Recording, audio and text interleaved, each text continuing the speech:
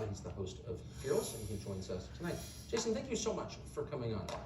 And I wanted to talk to you last night. You don't seem to have audio, but I hope without a prompt you can still answer my question. Is Jason Whitlock back? I don't think so. Yes. Yes. There he is. Can you hear us, Jason Whitlock? Yes, I can. Amen. So what did you think of yesterday?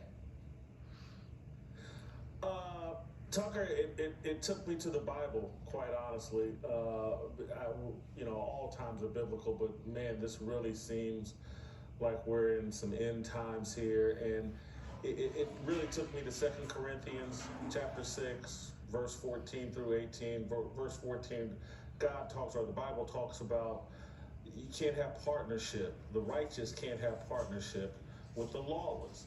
And that's not me calling Trump the most righteous person in the world, but anybody looking at this knows that Alvin Bragg and the Democratic and the leftists are lawless.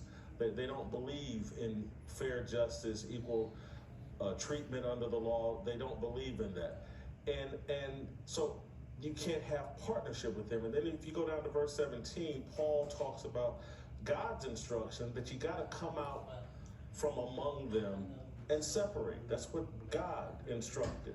And that's where I think we actually are, Tucker, is these guys are so far removed from the truth, so far removed from any of the values that made this country great. We can't really have partnership with them.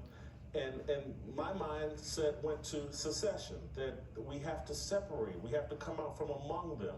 They're so unrighteous. They're so unclean that, finding common ground is impossible with people who think men can become women, who told us, hey, look, we just want two men to be able to get married, and there's no slippery slope.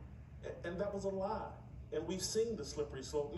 Now it's drag queens reading books to kids. Now it's taking kids to drag queen shows. Now it's mutilating kids and infecting them with gender dysphoria and using it as an excuse to cut off their breast or cut off their penis.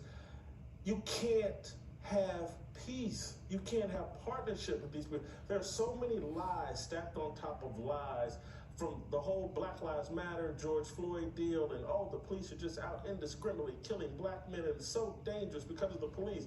That's all a lie and everybody knows it. We can't find common ground with people who have no respect for the truth, no respect for justice, no respect for fairness. We have to think about going our separate ways. And whether that's through secession or whether that's through some sort of national divorce, it has to be on the table, because you just can't find common ground with people this delusional who think that they're God and they can make up the rules.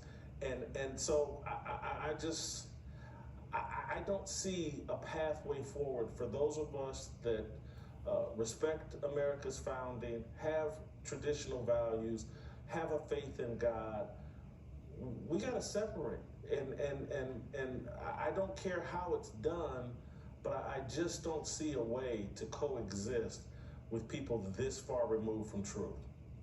I think most decent people, no matter where they live or who they vote for, want to find common ground. I don't see any effort to find common ground from the other side. Do you? Are looking for it, want to see it, don't see it? No. And look, there was a time I had many liberal friends that I loved, and I could find common ground with them. But now, if I have to agree that men can get pregnant, I have to agree that children should be subjected to drag queens, no, can't do it. Yeah. Last question. Do you think that there is underneath it all, maybe in hiding, a large group of people who are fundamentally liberals or Democrats who actually do agree with you but are afraid to say so and will at some point, make their voices heard? Or do you think they just don't exist anymore? I think they exist. I just think they're scared. Like, some people want to occupy the corner office. Wow. Marissa Bayless, she wants to. Was that quick or what? Trade school, thankfully received Cut a him off. scholarship, and I studied